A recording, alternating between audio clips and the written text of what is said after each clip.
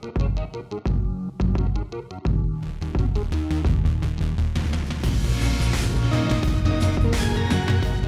Nerf Herder, I'm Addy Thomas. And I am Ben Milton. Thanks for joining us for another episode of Certain Point of View, where normally we explore the Star Wars galaxy, but we're going to be staying closer to Earth. In fact, we're going to go to New York and Hell's Kitchen and explore a little bit of the Marvel Netflix corner of the Marvel Universe.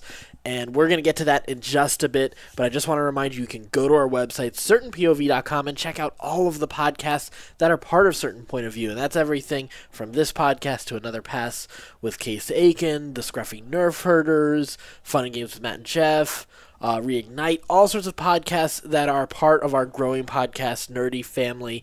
You can find it again on our website, certainpov.com. All right, let's get right into it. So normally this is a Star Wars podcast, but we just, both Ben and I, independently of each other, watched Daredevil Season 3, and we were done with it this weekend. Which isn't necessarily, it's not unusual for you. Yeah, exactly. To do that with a Marvel show. Yeah, and usually it takes me like a little into bit the more. week. Yeah, because what ends up happening is like I usually end up watching like the first 5 or 6 episodes with you. Right. And then starting over and watching it from the beginning with my wife. Right. And this time I did not do that. Oh, you just went. Yeah. Well, I started Friday night. You started Friday later. night. Yeah. I started Friday night with my wife. Yeah. She made it about 2 episodes in, passed out. Yeah. Just an exhausting week for her. She was tired. Yeah. And insomnia hit me like a Mack truck. So that at 4:30 in the morning, my wife came back downstairs and she's like, "It is 4:30 in the morning. You have 2 children who will be up in 3 hours." Right. Go to bed. Yeah. And so I forced myself to turn it off with like 3 episodes left. Of course. I did. Yeah, the last 3 episodes I had to do on its own too. Yeah. So, yeah. Which is an interesting place to leave off. It is. It definitely is because it's right at a big moment. Like Yeah. it's really getting into the final phase of the show. Exactly. So, but yeah, this season was amazing. Yeah. Absolutely amazing. I was.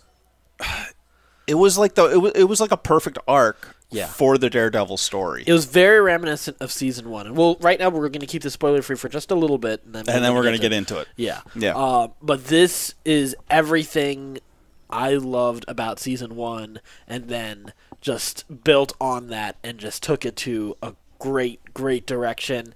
And to be perfectly honest, I think actually wraps up Daredevil Netflix in a very effective way. Yeah. I think there are definitely threads for future stuff, I think. And there's at least one thread that I can think of right off the bat. But, actually, sorry, 2.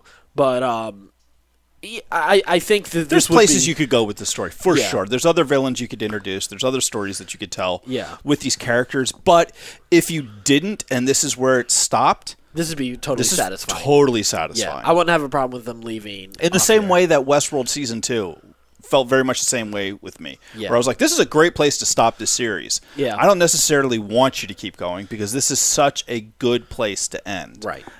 We'll see how Season 3 of Westworld is, and we'll see if we get any more of Daredevil. I am not sure that we will. Yeah, the showrunner is hopeful. It's interesting because each season of Daredevil has had a different showrunner.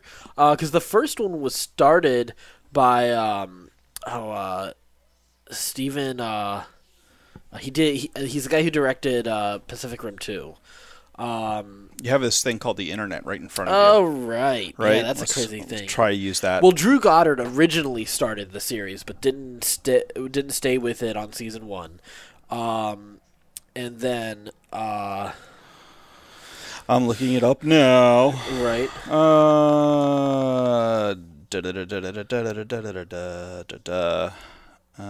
Cast and crew. Stephen S. Knight. That's who it was. Yes. Yeah, so he did Season 1. He finished it out along with Drew Goddard. They kind of he ended up doing the bulk of the work, I think, from production and on. But Drew Goddard really kind of helped. Yeah, they're both guys sort of like in this Joss Whedon directing tree in a sense. Mm-hmm. And then there were 2 other guys. I don't remember Doug something, and I don't remember the other guy's name. But they did Daredevil Season 2, and those guys ended up doing the Defenders as well, which makes a lot of sense because that season 2 does actually dovetail pretty heavily into the Defenders. But then we had Eric Olson, who was the showrunner for this season, and he really kind of went back to like a lot more character driven. Not that season 2 wasn't character driven in any way, but this felt a lot more like this. One of my complaint about season 2 has always been that so much has to happen in it because you have both the Punisher and Elektra, and some of my favorite moments in season 1 were the conversations that Matt would have with his priest, with Father Lanton. Yeah, with Father Lanton. And you had one very brief conversation in season 2, but it didn't factor very heavily. Yeah, well, here's what's nice about season 2. The counterbalance of that is you didn't have any dead time in season 2. Right. You didn't have that. Like, one of our typical complaints with the Netflix series is it's a 10 episode season spread out into 13 episodes. Right. You didn't have that. You had too much. You had too much. You had too many major characters. In this one, it's just the Daredevil crew. There is no Elektra. There is no Punisher. There is no Luke Cage. There is no supporting Marvel Netflix cast. It's just the Daredevil team, and that's what reminded me very much of season 1, because you didn't have anybody else in season 1. You just had that crew, and it made for a great, tight, unique story where, it didn't feel necessarily like there was a bigger universe at play, except for like some mentions about like the event in New York or whatever. But but neither did this. Like, there was just like a couple mentions of, like, there was a mention at the very end about Jessica Jones, right? And outside of that, not really a whole lot. Other than that, there really wasn't anything. Mentions of Elektra, mention of Frank Castle once too. So all that kind of stripped away, and it's like, okay, let's get back to the story for these characters. What's going to happen naturally for these characters? Right. And where and are we going to take Daredevil them? and Kingpin being the two facing off against each other, and the sort of the chess game that ensues. I will say the only critique, and I won't say it's really a big critique, is this show felt a little predictable for me. I never really felt quite surprised in the way I did in season 1. Right. But I don't really have a problem with that, because here's the thing. It executed everything fairly well. There are a few moments I thought that didn't quite work for me, but very, very, like, again, I'm getting super, super critical if I really go into it. And it ended up working. Like, it just took me a little time to get used to it, really, more than anything else. But yeah, I ultimately I love this season. It's like this season of Marvel Netflix, like, I think I kind of had like rankings of like all the different seasons and how they compare with each other. But this just totally throws it up, and like it just destroys, it just shatters everything for me. So I'm just like, I just love Marvel Netflix. So. I love Marvel Netflix too. I was disappointed to hear this past week that there's 2 cancellations in Marvel Netflix. And let's actually talk about that. We'll talk about that, and then we'll get into our spoiler review, get into depth. So that way, if you want to hold off, like if you're a normal person and you don't binge Marvel Netflix shows in one weekend or less, you'll have a chance to hear us talk a little bit about these cancellations, and you can come back after you've gotten a chance to go through Daredevil Season 3. So right now, the big cancellations are, not last week, but I think a little bit earlier, we already heard that Iron Fist got canceled for Season 3. And that's not really a huge surprise. I was a little taken back by it because Season 2 was such a vast improvement. Yeah, there was a lot of great potential from it, and it was critically fairly well received as well. So, it didn't have a lot of marketing, though, behind it, so I'm not entirely surprised. I'm disappointed, yes, because, one, I am an Iron Fist fan. Like, I'm an Iron Fist Luke Cage fan. They are my 2 Marvel characters. It's, Lantern, and then it's like Luke Cage and Iron Fist as a duo for me. Like, that's what my comics fandom is for the most part. So, I am totally disappointed. I want more adventures with Danny Rand, with Colleen Wing. Even like a lot of the side characters have started to grow, especially in Season 2. They really kind of came into their own a whole lot better once they moved on. Like, Raven Metzer, the showrunner, really understood understands this character, and he salvaged a really bad season 1 and took the few things that did work in season 1 and really ran with it and just was very effective with it was a huge improvement over season 1, and I agree. When people asked me when it was coming out, like, well, what do you think? I was like, it takes everything that I liked about season 1 and doubles down on that and just forgets the rest. Yeah. And it was great. Like, it was stripped down. There was one bad guy. There's no stupid courtroom drama or boardroom drama and stuff. Like, it's kung fu. There's tons of kung fu. Yeah. But looking back on it past the announcement that it was being canceled, like, I kind of feel like they knew. Like, because like they kind of have Danny ride off into the sunset. Yeah. There's a new Iron Fist with Colleen Wing, and they spent so much time that season with Colleen and Misty. Yeah. And developing them as characters that I could see them saying, okay, well, Danny didn't work. Let's scrap that. Let's wrap this story up and set up Daughters of the Dragon. Right. Yeah, I totally get establish that. Yeah. Which is disappointing to me. I like Daughters of the Dragon, but I would like to see a working Iron Fist show. Absolutely. I think you can have both. Yeah. Totally fine. I for a long time have said, heroes for hire. This is here's the thing. Iron Fist and Luke Cage, as in their origin itself as comic series, did poorly, and as a last ditch effort to make those characters work, they teamed them up together, and then all of a sudden they got that's when they thrived. Right. And I think the same it would be true for a Marvel Netflix series. Well, it certainly seems that way because of the second cancellation. Yeah, and this past Friday, we got news that Luke Cage Season 3, which was already in development. Yeah, well into development. They had a writer's room and everything. Yeah, and but it got canceled.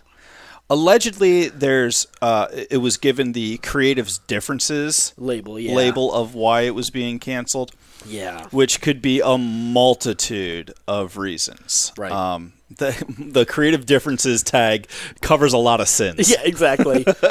So we're not really sure why that show was canceled. Again, I thought season 2 was great. Took great steps forward. I really liked season 1 a lot more than a lot of people do, to be honest. Season 2, though, was much better. Incredible. So much better. Yeah. It was great. I wish they had done some more of the things they did in season 1, but especially the first half of season 1 with the music and stuff like that, I thought that was what really made that stand out for me, and I didn't quite get that the same way in season 2. Right. But the continuation of the story was fantastic, and the bad guy was brilliant. Everything was really good about the season. Multiple bad guys, and I love the way it ended. Yeah, and I love the way it ended with where it put Luke at. Because it put him in a very precarious situation, and all of these all three of these series did, in a way, end with the hero having to choose to be the hero or the villain, right? And stepping into a specific role, and everybody makes a different choice, in that spectrum of what they do. Which makes me really curious, how do they all interact now? How does Iron Fist, when he comes back to New York, deal with Luke Cage being a mob boss? Right. How does Luke Cage deal with Matt Murdock, in Hell's Kitchen, and what happens if things spill out and those two boroughs have to have interactions with each other? Right. So I'm really curious. I would love to hear that story. It doesn't sound like we're going to, though. Yeah, it doesn't seem like it. That being said, I'm a little bit more optimistic on it. So here's the thing. I, among some other people, do think Heroes for Hire is a real possibility. And I actually, if I'm gonna if I had to put money on it, I actually do think it's gonna stay with Netflix. Because here's the thing. There's a couple factors here. You have, obviously, the Disney-Fox merger has happened, and you also have Disney with Disney Play with their streaming service that's launching next year. And, of course, they have some plans. They've already talked about some plans for some miniseries with MCU properties, with Loki and Scarlet Witch is some of the rumors right now. So they're to do some TV there, or streaming there, in miniseries format.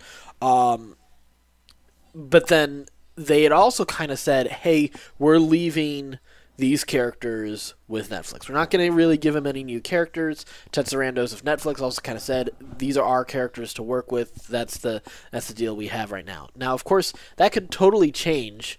So here's my thing.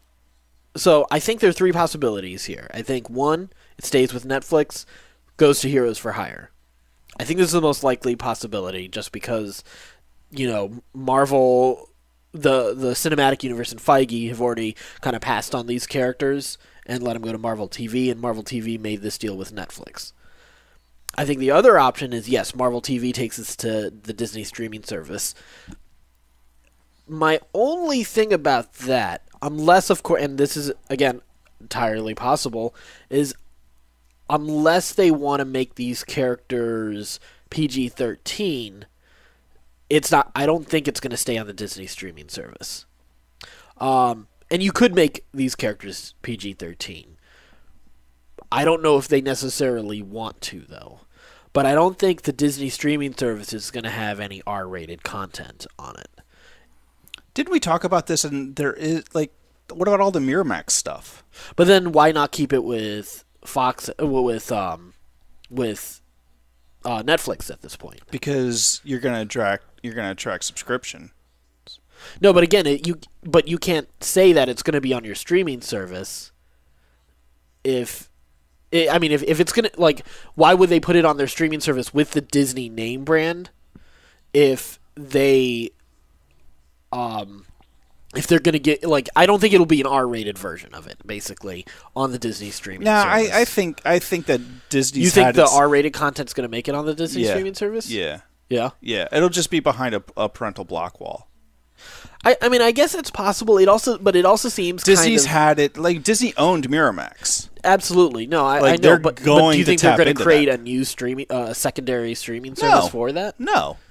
No, it's just going to be behind a parental block. Yeah. So that kids can't get into it. Right. But Disney's smart. They're going to, if it were me and you could finagle, if you could get the lawyers to work it out so that you could get those properties on your own streaming service versus Netflix, you would absolutely take it. Right. For the subscriptions, because you want that service to kick off with a bang and really work. The worst thing that could happen is they start this service and it doesn't work. So they're going to put as much into it as they possibly can. And Marvel Netflix is a huge streaming hit. Yeah. I mean, they would love to have that on there. Sure. Going forward, will they maybe tone it down a little bit compared to Punisher season 1 right. and even this last season? There's a lot of swearing in this season 3 of Daredevil. Will they tone it down going forward? Maybe. It really depends on what they decide how they want to market that. I don't think it hurts the Disney brand to have an R-rated show on their service. But see, there's already been the rumors of that's the conflict, which is why they had that issue with Donald Glover's Deadpool, because they weren't willing to, tone down for. But that wasn't supposed to be on streaming. That was supposed to be on FX. But it was still going to. But the issue had been that the Disney name brand was going to be associated with it. Right. Well, Disney isn't really associated. Marvel. Because when they release it through Miramax, they do it separate from the Disney name brand. Right. So what are they going to do with all that stuff then? Are they never going to show it on the Disney channel? Hulu is the possibility because they have that ownership stake in it. Okay. So. Well, maybe they move Marvel Netflix to Marvel Hulu. Right. Along with Runaways and everything else. Yeah. You could put it there, I guess, if that's what you wanted to do, if you wanted to protect that brand in that way. I think it's sort of a non-issue, but I guess other people could feel differently about it. Yeah. Well, I just think that the pattern for Disney has always been, if it has the Disney name on it, they've never really put anything above PG-13 on it. And this seems to be very clearly the Disney name and cashing in on that, and also knowing that because along with the Disney, when they've talked up Disney Play as the parents thing. The kids are going to get it. Right. Yeah, I get that. And all the Marvel movies still fit in that vein and stuff. So right. Nothing's above a PG-13 Yeah, rating. you can make that argument. I think it feels very much to me like when it was just Iron Fist, I was like, oh, okay, well, I guess Iron Fist didn't get the downloads that they were wanting.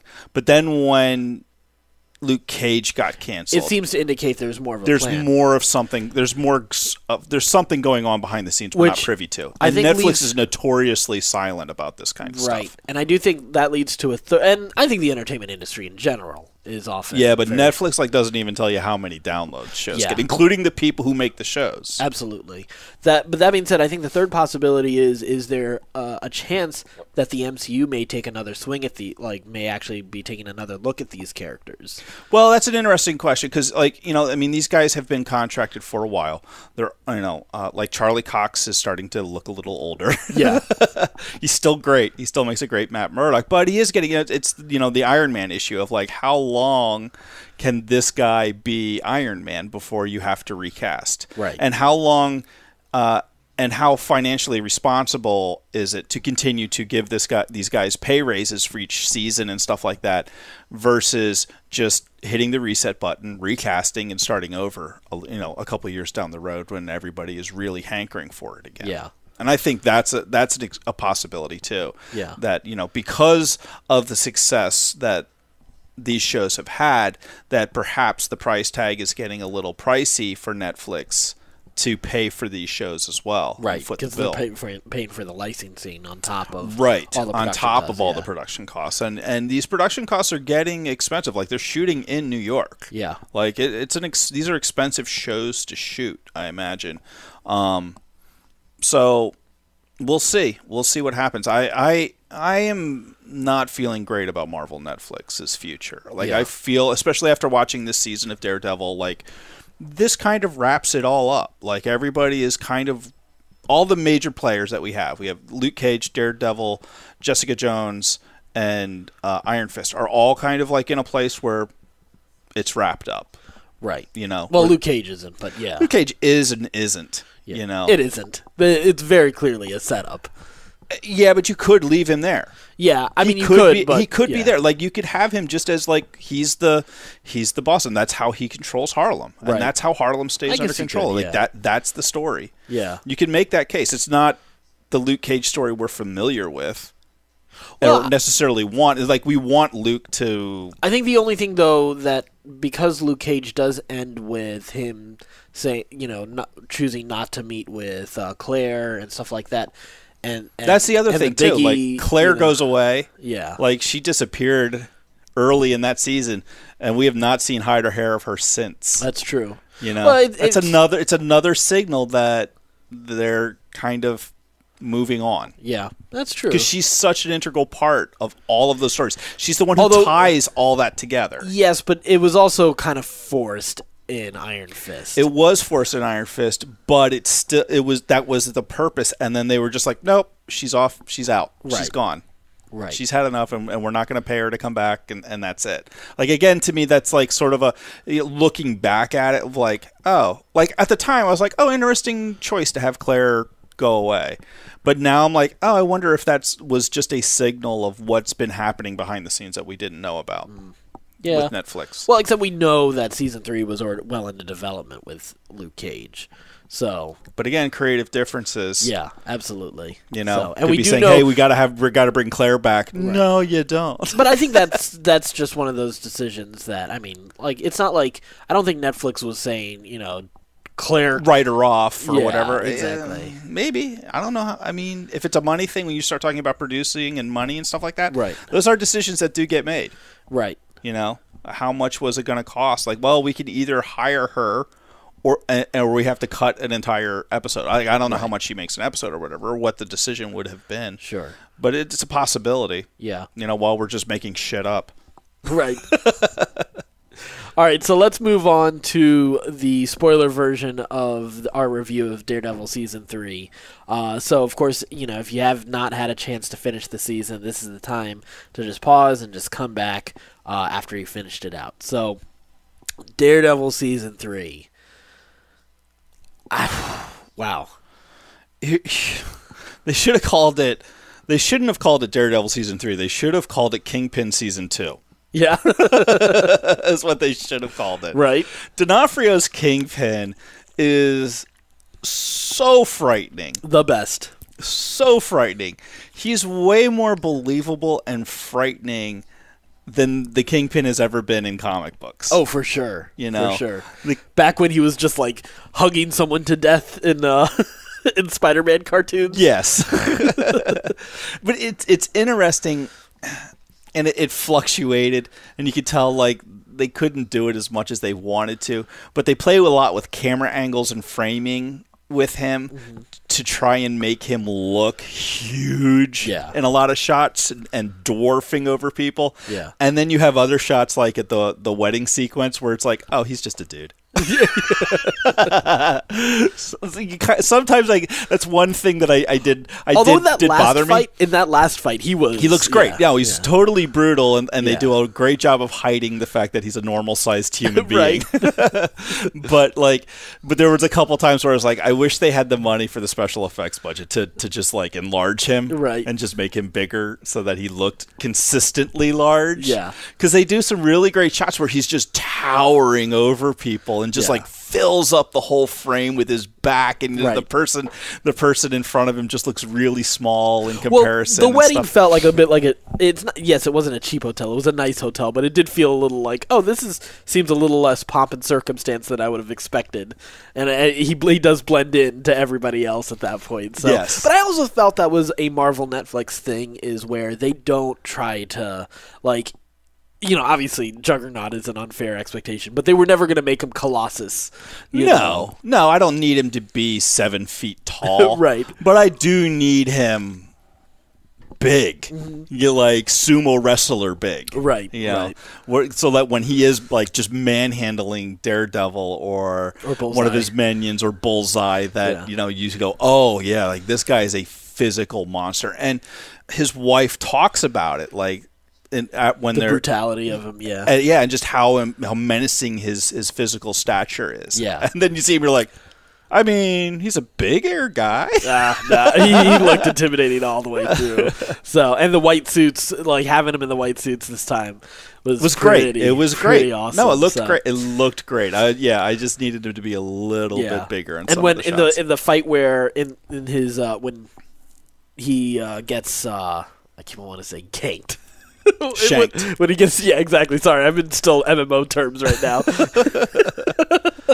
When he gets shanked in prison, that was also a great sequence too. You know? Well, and again, they did a great job with that because they shot from a low angle. Yeah, from a low angle up at him when he's standing over the guy. He just completely fills the frame. Right. When he's just tossing barbells around. Right. It's okay, this guy's a monster. Yeah. A monster. Oh no, he's normal. One thing I felt was a little weird. It's funny. I don't know why.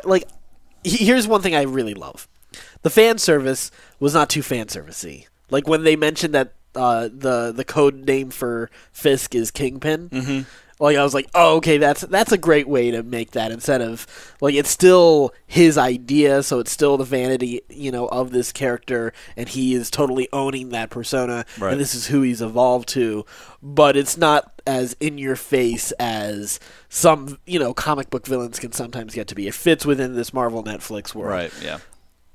I don't know why it didn't always work for me, but there's one thing that felt weird was Bullseye. Really? I loved Bullseye. He was great. Sometimes the bouncing came off almost comedically and ridiculous at times. You mean the bouncing of when he'd throw stuff? Yeah. Oh. Yeah, but that's Bullseye. No, I know, and that's the thing, that is it, there's no way you can change that, but some of it felt almost like an out of place comedy beat, it almost felt slapsticky. He'd throw something behind him and hit somebody in the face, right? But he just killed somebody. When he kills, when Kingpin does his power move to bring all these other guys under his control, and there's that one guy who protests and he kills them, it totally felt like a comedy beat to me, instead of and it's supposed to be this really dark and intimidating moment, but I laughed at it. I don't remember how he did it. It's just, you're sitting there and just out of frame, he just hits hits him in the forehead. Boink. Yeah, exactly. Yeah. And there are a couple of moments like that at different times. It's great. Like, they did an absolutely amazing job with Bullseye. His character, his backstory, his struggle to hold on to his sanity and to sort of a moral guide for him. Mm-hmm. They do an absolutely amazing job. The actor is so good at it. Like, just that instability that he has is perfect for Bullseye. I heard apparently he was actually considered to actually he screen tested and got pretty far into the process to be Cap. Okay. To be Captain America. I could see that. Yeah. He's got the look. Yeah, competing against Chris Evans. So he got really far into that process. But, man, I'm glad this was a great role for him. Yeah, this was a really good role for him. This was great. Yeah. So I'm excited to see him again in the future if we do. Yeah, let's talk a little bit about, because I agree with you, like his tenuous grasp on reality and control is a theme for everybody in this season. Right. Like, Matt's struggling with it. Karen. Kingpin is struggling with it. Yeah. Like Karen is struggling with it. Foggy is struggling with it. Everybody who matters in this season really is struggling with this. And it's interesting how those all tie together, but I love D'Onofrio's portrayal, going back to Kingpin, his portrayal of Wilson Fisk, and just the use of cadence and voice, of just like that constant simmering of like almost about to boil over. Yeah. And just like when he would talk about certain things, he'd be completely fine, and then like rage would just fill his voice, and he'd stop and stutter and like calm it back down. Yeah. It was fascinating to watch him just turn like pretty run-of-the-mill dialogue into just compelling monologues. Well, here's the thing. I don't think it was just him doing that. Like, there's, I would give credit. Like, he absolutely is a standout just because he possesses, like, as the Kingpin should. Like, he just changes the atmosphere of everything. But I would totally say Matt and Foggy and Karen actually was very good this season. She to me has sometimes been a bit of the weak link of the different series she showed up in. Obviously, because she should be Ben. Right. There's season 1 and 2, and then even Defenders. Like, Defenders was straight up frustrating. Yeah, she was awful in that. They wrote her so bad, and it's not the actress's fault. No, the actress is great. Yeah. But they just wrote that character really badly at times, really lazily. And was she in Punisher at all? Yes, yeah. No, she was in the Punisher storyline for Daredevil season 2. Yeah. Does she have anything to do with him? I don't remember if she did. I think she has a brief moment, a couple, maybe 20 or 40 minutes worth total. Feels like it. Yeah, she did. That being said, so and that was always. It was always weird how she interacted with Punisher versus how she interacted with Daredevil. Yeah, exactly. And the double standard. Yeah, it was that was always a little odd, I thought. It works well going into this season, I think. I think it makes sense because she sees Frank Castle as damaged goods. And she sees herself in him. Yeah, that also. But she also sees Matt at, like, her first introduction to Matt is Matt, the lawyer who's got it all together. Yeah, but is also vulnerable as a blind guy. Right. And so, like, there's just a disconnect with her on how she's supposed to treat his secret of being Daredevil. Right. So there's that. I think what also helped is they finally revealed her backstory. Yeah. They took way too long. God almighty, it took so long. But it was worth the trip. It was great. That episode, I loved that episode. It was episode. a very great episode. I'm glad they revealed the backstory, but they didn't need to wait this long to get there. When would you have told it? I think that would have been actually integral to helping us understand why she connected with the Punisher in the way she did. I think that that season's already packed. Not have packed that any further. You couldn't have. Right. Absolutely, I agree. And that was always one of my issues with that season is it's too much. Again, yeah, and I think you lose both on the Punisher storyline and Elektra storyline. Those characters both that get could have been short-shrift. split into 2 seasons. Exactly. Yeah. So I think that would have helped big time for that. But, again, this is the story we got. And that episode is absolutely incredible because I totally, I was like, okay, this is where Karen's going to die. But it seems almost too telegraphed for it. Right. So it's going to be someone else. Yeah. But at the same time, it was still like the execution of it. Like absolutely, it was telegraphed. They didn't do it, and they went to somebody else. And that was a heartbreaking moment for me. Like that was yeah. I thought that was a very well earned death. It was so like there was. I did not find that emotionally compelling. Really? No. I liked that. I felt like that was all he was done with his. Yeah, he absolutely was. Killing Father Lanton, absolutely. Like there was really nothing more to do with him at this point. Especially now that they had Sister, what's her name? But I think like functionally, it is still important for Daredevil's development for sure. So I thought like from a character impact standpoint, and because he does bring this very like in a way it's like to me it was like killing old Ben. Like old Ben Kenobi in a way, because he is except for that Daredevil knew him for more than a week and a half. Exactly, right? he knew him all his life. So and like those conversations were always great, and I loved I liked his attitude. Like he was very refreshing. Like hearing, well, he was very He had a very pragmatic religious view. Exactly, yeah. And I love that. Like, and I really did like even the way Matt sort of retells some of the things that he told to him, like the way he was talking about the tapestry. Mm-hmm. Like that was a really cool illustration of like, you know, we see the tapestry from the ugly side and the dull side, whereas God sees it from like here's what it actually looks picture, like. Yeah. So I thought that was great. Again, you know, Sister Maggie, like this comes back to the predictability of it. Like I totally expected Sister Maggie to be his mom. That was never in doubt for me. I mean, if you've read the comics, that's not a secret. I actually have not read that comic, but like did you not know that? I did kind of know it in the background that she becomes a nun, but like even from the moment like when she's out of focus in that first episode, like in the beginning of the first episode, when she chooses not to call the police because Father Landon whispers something to her, I was like, oh, it's Daredevil's mom. Like, oh, I knew it as soon as I knew it from Defenders when they go get Sister Maggie. Yeah, I'm like, oh, it's his mom. Yeah, I kind of assumed his mom over. Well, yeah, I assumed the same thing. Because the two episodes that Jenny did watch, she's like, who's the nun? I was like, oh, it's his mom. I was just like, oh, it's his mom. Yeah. Like, she's like, oh, okay. But you know what's funny is like even when they do officially reveal it, it did feel like I was like, okay, that's still very well executed for someone who isn't as savvy and wouldn't have picked up on that for whatever reason. Yeah, if you're not a fan of the comics or haven't read it or whatever. Yeah. Or even if you don't see that like coming. Yeah, exactly. So yeah, it was again, everything is really well executed. Yeah. There weren't any real big surprises for me either this season. Yeah. Like Ben Urich's death was a huge surprise. Yes, that was a big one for me in season 1. Yeah. This one didn't have any real big surprises. I expected Agent Ray, what's his name? Nadeem. Yeah, Nadeem. I really liked his character too, by the way. Yeah. Yeah. I here's the thing. I like the point of view character because he's how you experience Fisk, and he does let you kind of think for a moment maybe Fisk has, you know, it isn't really trying to manipulate things. I mean, you know Fisk is, but he gives you the doubt that maybe, you know, things are going well. Yeah. I mean, you know, from a show standpoint, you know, if, like, you know that obviously everything's going to, you know, go poorly. But I like that point of view.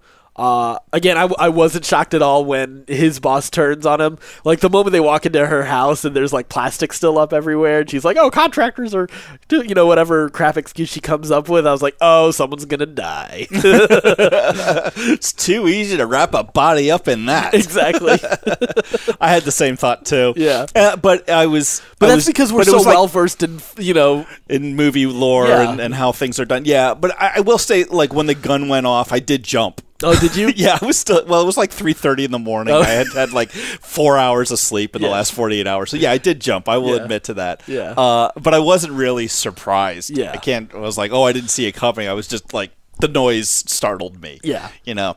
I did like the way that they slowly reveal just how under control the FBI is. Yes. Yeah. And see, that's why Nadeem is so integral to this series for me. Yeah, for sure. Yeah, I think his effectiveness as a point of view character is yes, he's not necessarily the most dynamic character ever, but I thought you got to have him to tell that story. Yeah, and he reminded me a lot of sort of similarly, there was a point of view character for Punisher, the agent that they have working on his case. I think that was sort of the same deal here. And Ben Urich was that character for season one. Yeah. So I do think they course corrected a little bit here with Karen. It's funny. It really only happens at the very end, but because her still being a reporter is a deal here apparently, and you and I both have said from the beginning, it never really makes sense that she's a reporter. She's no business being a reporter. Right. None. But I will say, I like the idea of her being an investigator. They could have made her a PI. They should have made her a PI at the end of season 1. Yeah. I think that would have always made sense, yeah. and also did fits not well make sense for her to replace Ben Urich. Right, and it also adds to the idea, the mystery of the darkness that she has, and everything like that. Making her a PI would have been the way to go. So yeah, but they've kind of corrected that at the end there. Yeah, sort of. Foggy. Yeah, what'd you think of Foggy this season? I thought he was great. I mean, here's the thing: I've always liked Foggy. Season 2, I think he got a little brushed away in a lot of ways. No, again, there's so much going on in that season. Exactly. But season 1, he provides a lot of heart, and I think he does the same thing here, but except here he really is able to stand on his own as someone who can contend with Fisk. Having even the tragedy of the reveal of his family's business getting the way they were manipulated by Fisk, just everyone being just the extent to Fisk's manipulation. Again, he is that has such an impact on the series and just does everything to make this particular season so great. But Foggy, I think I like what he does in terms of helping separate out the FBI and the NYPD in this case.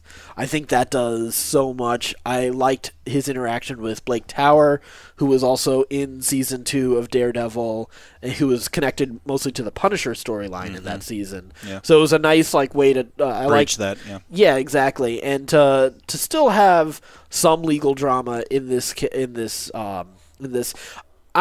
This is a weird thing to complain about, though. It's not really a complaint, but I do kind of want to see Matt and Foggy back in the courtroom again, because I do like the balance of coming back. I like Matt using his skills as Daredevil in the courtroom as well as on the streets. Yeah. And what I really enjoyed this season is the way they even illustrated his use of powers was very great. The way hand to the ground and hearing certain things was done incredibly well and was new to this particular version, even this adaptation of Daredevil. Right, yeah. They really expounded on what his powers were and how they worked and stuff like that. I agree.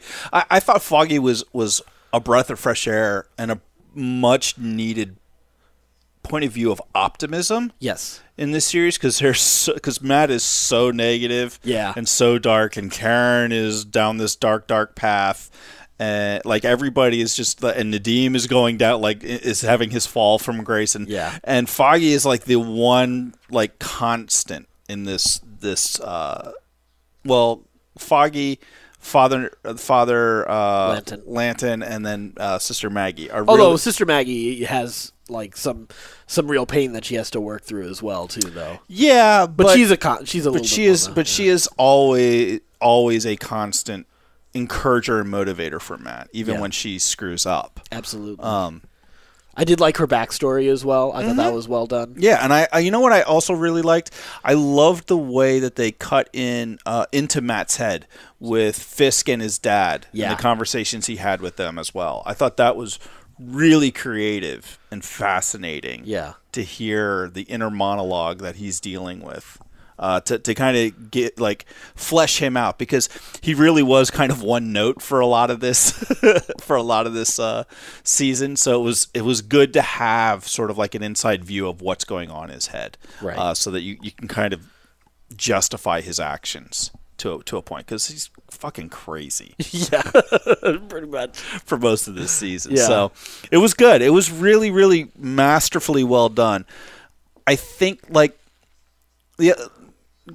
going back to our earlier conversations about Marvel, Netflix, and Iron Fist and Luke Cage being wrapped up, the end of this season wraps up with Matt and Foggy and Karen deciding to all work together again, right, in the old office and start a new law firm. That felt very much like a bookend to me.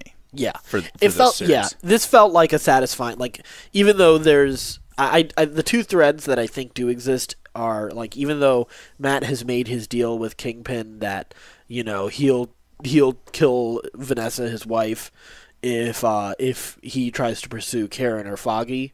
No, he'll put her in jail. Oh, right. Sorry. He Yeah, won't not kill kill. Yeah. For some reason, yeah. I'm still thinking. Well, I was cheering for him to kill Kingpin. Sorry. I was cheering for him to kill Vanessa. Yeah. Oh, really? Yeah. Well, I was actually kind of hoping Bullseye was going to. I was kind of totally expecting something to just come out of the other side of the frame and just kill her at the wedding. I was too. Yeah. Well, I mean, they teased it. He was trying hard. He did. He tried hard really to kill her. hard. Man, Daredevil would be the best blind-free safety ever. Because he is deflected like crazy. Yeah. But yeah, you have that. But I do think Vanessa definitely has a chance to be the new Kingpin. Yeah. But then of course you do have Bullseye having his spine reconstructed. Which, by the way, the cut to his Bullseye eye thing was stupid. I'm sorry. Yeah, I didn't need that. Yeah. I already had the Bullseye symbol on his baseball hat. Oh, I didn't even know. I never noticed that. I did when he was a kid. Yeah. When he was a kid. Oh, right. Yeah. And he's talking, and he gets a new glove. He's wearing a bullseye Yeah. on his hat, and I was like, all right, cool. That's all I need. I don't need you to spell this out for me any more than that. This is good. Yeah, I did not like that final scene with him. Yeah, that final shot. They zoom into his eye and it's a bullseye. I was like, all right. All right, calm down, man. I guess. I thought, I would like to see Bullseye, but I would like to see Bullseye versus Punisher. Well, see, my thought is give me one more Defenders, and bring in what's his face from Jigsaw. Yeah, Jigsaw and Punisher. Jigsaw, and Bullseye. I want Vanessa Fisk to pull together a team of baddies. Yeah. Yeah, because they do a great job at showing that she's just as screwed maniacal as Kingpin. Yeah. You could. I don't think they will. I don't think they will either. I think if they had future seasons, yeah, but it doesn't. I don't feel like that's going to happen. Yeah, it would be amazing if it did. Yeah, because she's great. Cool. She's a really good Vanessa. Actress. Yeah. Oh yeah, she is phenomenal. Yeah. That's why. I wish she had been in it a little bit more than she was. Yeah. I don't know when you would have brought her. Well, back, I feel I do think that if they bring it back, that she will be the villain because she doesn't. It's not like she makes the deal with Matt. And again, going back to comics, version of it, in the Bendis arc, she actually puts down her own son for trying. She has her own son killed for trying to overthrow and kill Wilson Fisk. So she's ruthless. Yeah, I'm all about her. I like her. She's a great character. I think they're done. There's a lot of different directions that you could take all of these series. I mean, yeah. The one series that I kind of don't feel like we need any more of, and a character that we don't need any more of because she doesn't really fit into this, is Jessica Jones. Yeah. Yeah, I thought, well, here's my only thing. I do think a reconciliation between her and Trish, I think there's story there, based on where they left off with it. But it's interesting you talked about each of these characters finding their own identity because she at one was willing to be a fugitive to run with her mom, but because she craved that connection.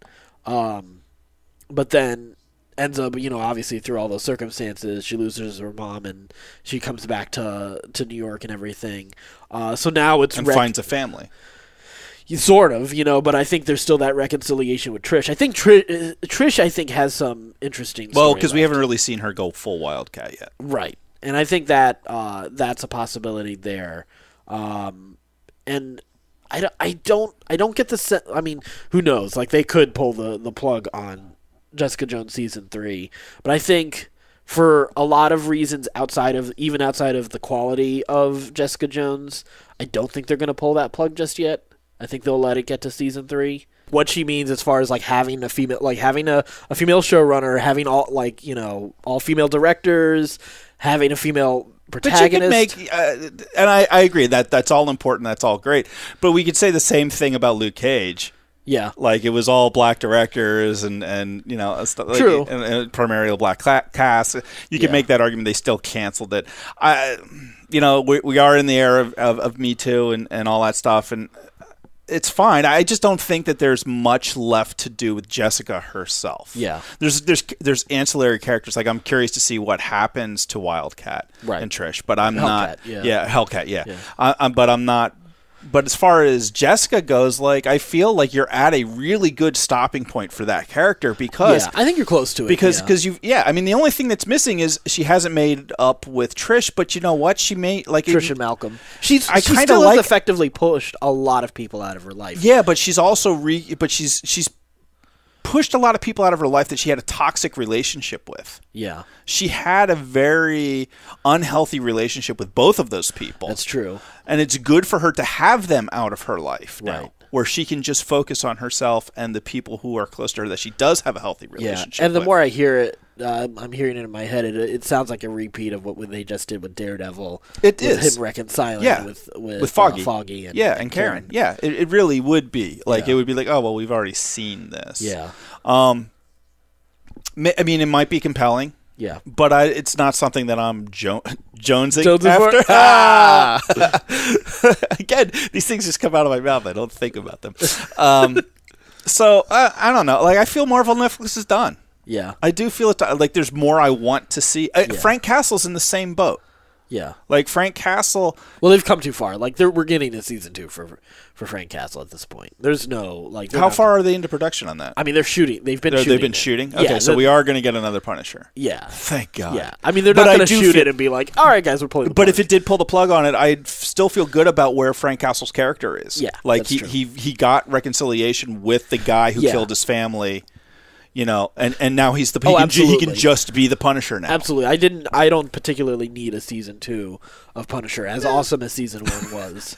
Yeah. That's what I am actually really excited about. Yeah, I feel like they did a good job in these last several seasons of just kind of putting everybody at a natural stopping point. The one that I do feel disappointed for being canceled is Luke Cage, because I do think that is in a spot where it shouldn't be canceled, but we'll see, Well, maybe you're right. Maybe we'll get the Heroes for Hire, or maybe, like, Luke will be part of the Bullseye and Jigsaw crew and get manipulated by Vanessa. Right, which I would totally love, and then he, in the course of things, he comes back. Like, because I already thought, like, oh, that would be a really cool, like, Vanessa Fist manipulates him. Yeah, and in the course of the season, he comes has back. To come. Yeah, he's got to. He faces off against the Daredevil, and yeah, it'd be fun. Sans, what's her name? Jessica Jones. Yeah. No, I assume. I don't need Jessica as a defender. I didn't think she was very effective as a defender. You don't think so? No. Oh, I thought she was. If anything, I was disagree. Snarky. Yeah, she was snarky. Yeah, but power set wise, technically, like with any superhero story, like Hawkeye should never be part of it. She's got super strength. Yeah, but they've never really used that well for her, except for that one fight she had with Luke. Right. That's the only time we've really seen her power set come into play. Right. Like, it's just been a character study of her alcoholism and bad relationships. Yeah, but that's also what's been refreshing about that series too. Yeah, but that's not what I'm looking for in the Defenders. Yeah, that's you know what I true. mean? Like, I don't need That's a character who's an alcoholic and like introspective. Yeah. In a superhero group, like that's Right. not that doesn't really fit there. Yeah. I need her to do more than just be snarky. Right. Yeah, I thought she was The snark is nice. Yeah. Like, and you need that. I mean, Yeah. that's why Tony Stark works so well, Right. in the movie universe. But Yeah. you need to. But he also does shit, Right. and she didn't do anything. Yeah, so to wrap up this episode, coming back to Daredevil Season 3, let's talk about the action for Season 3. I think this was incredibly on point. Definitely some of my favorite action that we've seen in all of Marvel Netflix at this point. That first hallway fight is still, I think, the best single fight. Oh yeah, because it's so emotional. Yeah, if without the emotional thread with with the kid and everything, that would pale a little bit. But the fight in the prison, that was in one take. Did you notice that? Like, it was legitimately in one take. There were no places where they cut. Yeah. That was incredible. I also like there was the church fight was insane. The bulletin, I liked even the style of, like, here's Bullseye, who's really great at range, but then Daredevil needs to be melee, and just like that sort of the strategy of them fighting each other, and in the bulletin, like when he's like pinning down Matt in certain spots, I thought was amazing. Like that, it was so well choreographed and very clearly choreographed, and so incredibly well shot. Yeah. They do a great job. It's very easy, I think, in those situations to kind of lose the action. Yeah. Like, there's just so much happening that you but still kind of have lose. fun, innovative shots too at the same time. There's some really cool angles, but but still told the story effectively of, like, oh, okay, like things are coming from this direction and hitting here, Right. and we know what those things are, like and who's throwing them. Right, and like the shot where, like, Karen knocks Bullseye off the balcony of the church was so good. It's beautiful, yeah. I mean, there's just so many cool moments across the board. I also really, really love the fight closer to the end of the season. I mean, there's the final fight is really awesome, and is definitely a good final fight.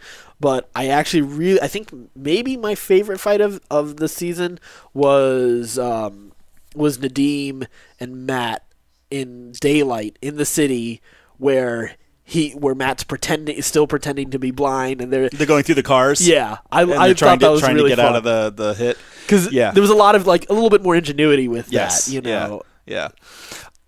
My only problem with this series, as far as the action goes, is that it's so unbelievable. Yeah, Matt takes so much damage. Abuse. Yeah, so much damage. He should be dead from concussions. Right. He should sound like Stallone. Yes. Yeah. He heals so quick, like recovers from just bone crushing hits. Yeah.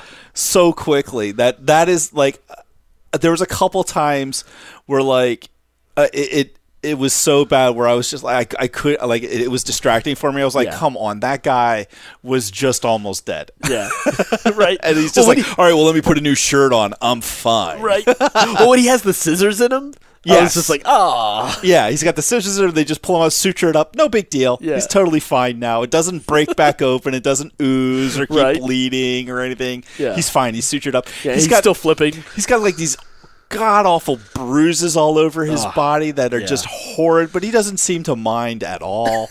Like, that was the one thing where I was like, if you're going to go through the trouble of making this so realistic and showing me all of that damage, he needs to wear that damage. Here's the thing. I actually did feel like I saw the pain, like, even the him deal. I did feel like, yes, in fight mode, he was like, okay, yeah, he's going through. I never, though, felt quite the fluidity that he had in Defenders and Season 2. Well, a lot of that was also his fighting style. Yeah. So, like, when he goes back to the gym and he gets the tie wraps, which is the big rope things that he puts on his hand, which look so good. badass. Yeah. So badass. Like, his outfit this entire season is so badass. Well, but when he has the tie wraps on and then he's got the big combat military boots on, like, that's so much weight.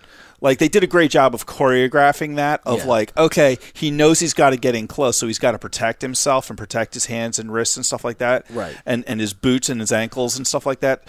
That his fighting style changes, and he stops becoming more of a ninja, and he starts becoming more of a brawler. Yeah. Because he started doing the ninja stuff when, in that fight that you said you like so much, in the car stuff, he starts rolling around. He starts flipping around. He's using the baton as a weapon and stuff like that. Yeah. But when he's facing off against Bullseye after he gets his ass handed to him, it's pure brute force, like hardcore Thai fighting. I was totally expecting him to put him in a Thai clinch and just start kneeing him in the face, and I kind of wanted to see that a little bit more, little more accurate Thai fighting. I was like, if he's gonna put Thai wraps on, let's see him get into more Thai style fighting. Sure.